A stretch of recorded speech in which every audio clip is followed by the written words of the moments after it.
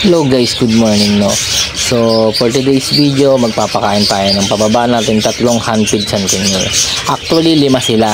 Meron pang hindi napisado, tapos yung isa 8 days pa lang no. Medyo malalaki yung agwat na pagitan nila, napapansin niyo no. Sa ibon natural lang talaga yung ganun kasi minsan hindi sila araw-araw nag-iitlog no. So eto yung pangalawa, 18 days to ngayon. Yan, susubukan natin.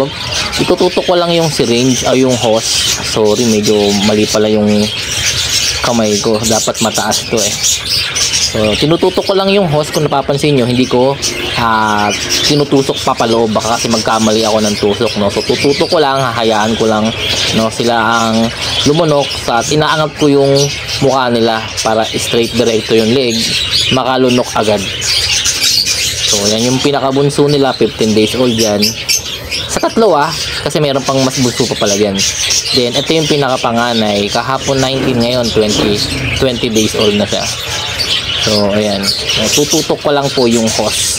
Yung silicone hose para malambot yun eh. So, yun ang ginagamit ko. Nalalagyan ko ng hose para hindi masugatan yung lalamunan nila, no? So, yun lang. Ganun lang, guys, no? Maraming salamat. Pamain na lang pala kung type nyo. PM nyo lang ako. Yun lang.